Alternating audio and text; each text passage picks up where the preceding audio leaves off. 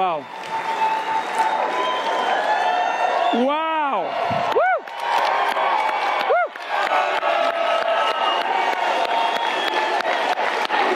Say, USA.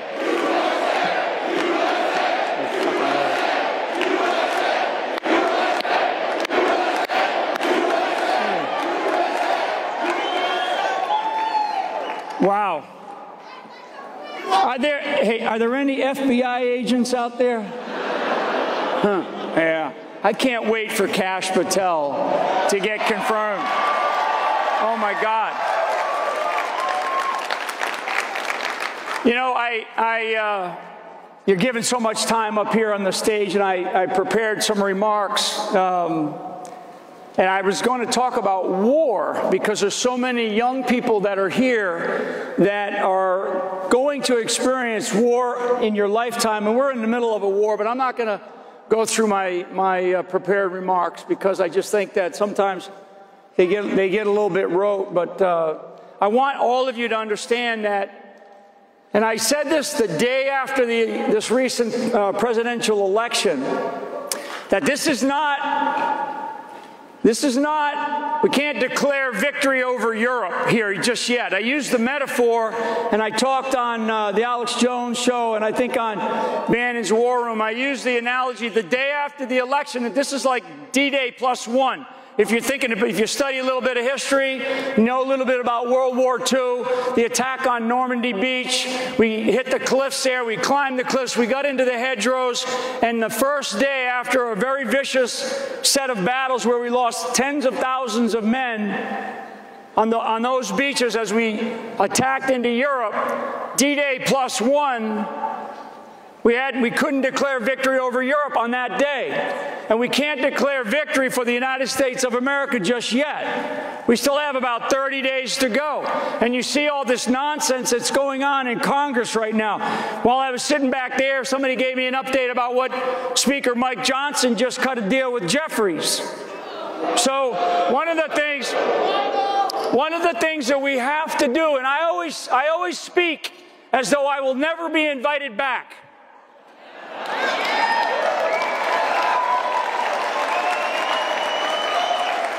Because, for Turning Point and what Turning Point represents, it really is about the young people in our country. And I know we have a mixed bag in here. We have young and old that are in here for this great event.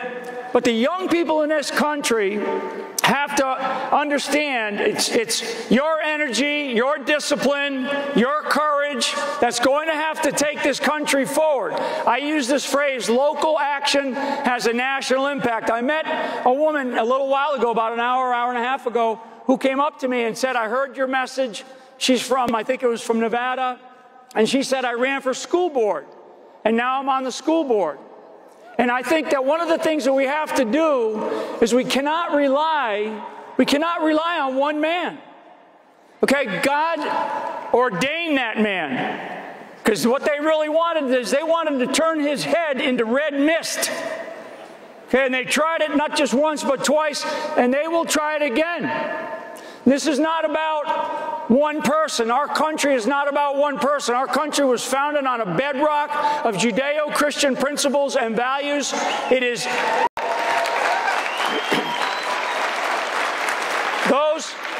those values, that Constitution is impenetrable. We have to be fearless about it. You have to understand it. You have to understand what it means. And this is not about taking our country back to some place where we've been. This is about moving our country forward.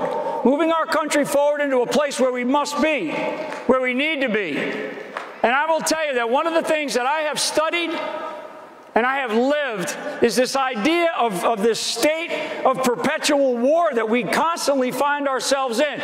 Since I've been alive, and I was born on an Army base, both of my grandfathers served in World War I. One of my grandfathers served in World War I and World War II. My father served in World War II and the Korean War. I had a brother that served during the Vietnam War. Myself and my younger brother Charlie, who's just recently retired, he hasn't quite retired yet. He's still serving. My son is serving. We have been in a state, in my lifetime, my adult lifetime, we've been in a state of perpetual war. I wrote a book about this quite a while back, and I talk about war as the norm in human society or human history, and peace is the aberration. I mean, for all of you that are, as I look back around some of these young faces, right? I mean, these young faces, and I've met a bunch of them out there in the hallways and stuff. I mean, in your lifetime, our nation has been at war your entire life. If you're in your early 20s, we've been at war your entire life. Since 2001, we have these wars over in Eastern Europe, the war in the Middle East. We got a war on our streets. We got a war on our border. We have wars against. I mean, we have wars that are going to kick in here with the Chinese government. China has already, and you've heard Tom Homan talk about this sometimes, right? I use the phrase, it's a military phrase, killed in action. On the streets of America in the last year, we've had over 200,000 Americans killed in action by fentanyl. Fentanyl is introduced by the Chinese, and then they bring it through their partners in the Mexican drug cartels, which hopefully we will designate them as foreign terrorist organizations and start using military.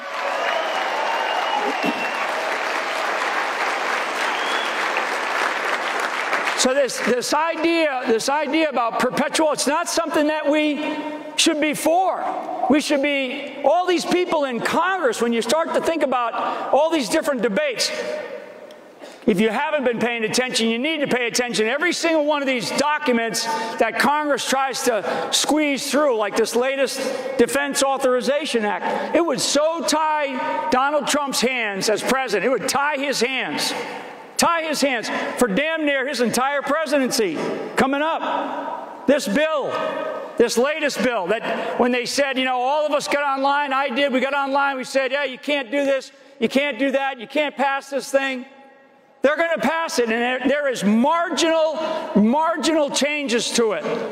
So they're going to say, oh, yeah, we changed it, we adjusted this, we changed the language here.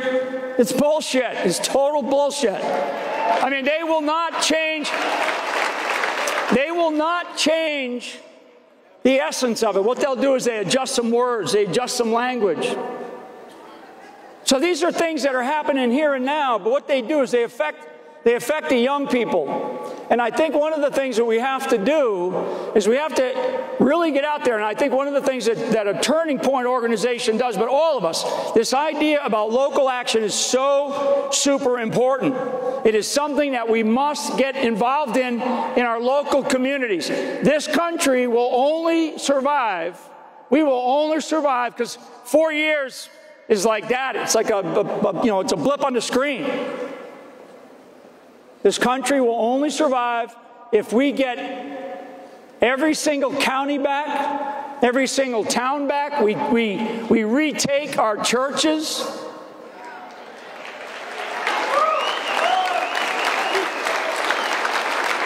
All of you know what I'm talking about. There's churches out there.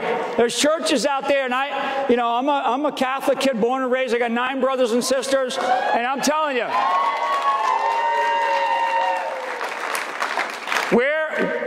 we don't have enough preachers from the pulpits that are preaching exactly what we need in this country, the type of people that we should be looking for. We need to have that. If they're not doing that, then those of you sitting in the pews of America out there, you've got to stand up and you've got to start talking like that. We have got to stitch this country back one county at a time, county by county. We cannot do this in Washington, D.C. Donald Trump cannot do this alone. He's not going to be able to do this alone. We just can't do it. And we have a very limited time. So when we start to talk about 4 years, it's not 4 years. It's maybe a year, maybe 18 months. We can't wait for 100-day plans. Can't. Things have got to start happening. Now, you see all these things that are going on, through the transition process. But this transition, as I witness it, and I've witnessed a couple of them now, a few of them, this transition is actually harder than the one from 2016 to 2017. Because they on the battlefield, and one of the things that you study when you study your enemies or your opposing forces, you always have to remember that the enemy has a vote. The enemy has a vote. And in this case, they have learned a lot of lessons. And there's things that they're already doing. Now, Trump is aware of some of these things. But the undermining by the current administration, this isn't a peaceful transfer of power. It's not a peaceful transfer of power. I mean, look at what they're doing. Look at what they're doing, giving more money, more billions of dollars to Iran. I mean, we're paying for the entire war in the Middle East, both sides. We're paying for all of it. Europe, they're talking about giving another, I don't know, $4 or $5 billion over to Ukraine. I mean, this is insane. And one of the things, as a military guy, as a general, I'm not anti-war. I'm anti-stupid war.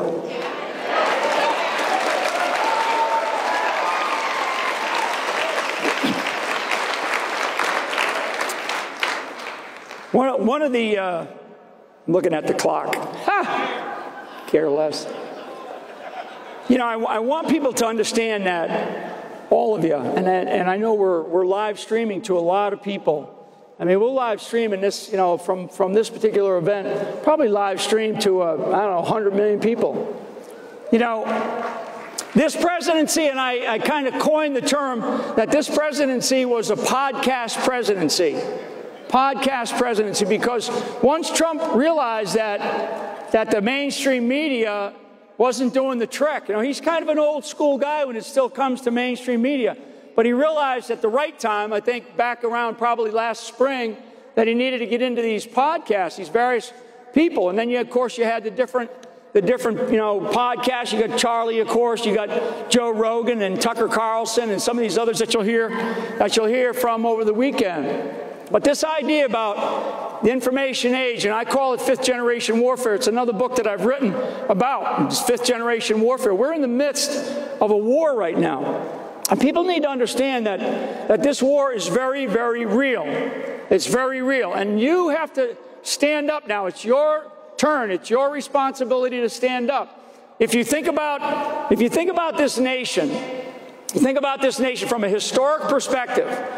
Okay, 250 years or almost 250 years, we've kind of gone through, and we're in what I call the third arc of U.S. history. And I can go back to the ancient times if you want.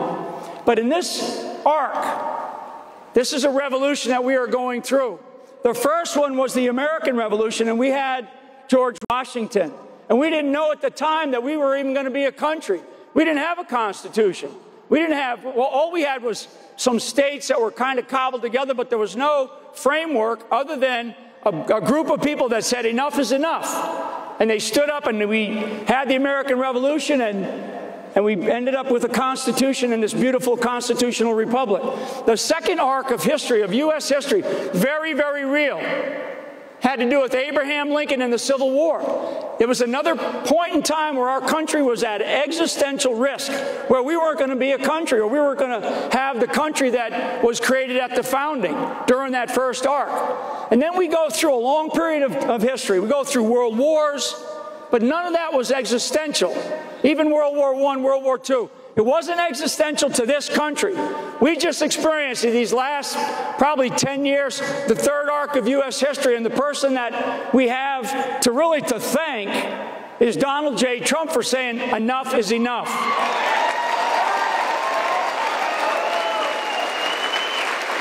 So if I leave you with anything, I leave you with this. Local action equals a national impact. If we cannot leave it up to one man, we have to do it as people, as citizens of this country. We have a citizen's responsibility to get involved in our local communities, in our churches, in our families. Get involved, stitch this country back, one county at a time. Help Donald Trump make this country great again. God bless you all, and God bless America. Thank you very much. Thank you, everybody. See ya. Am I going the right way?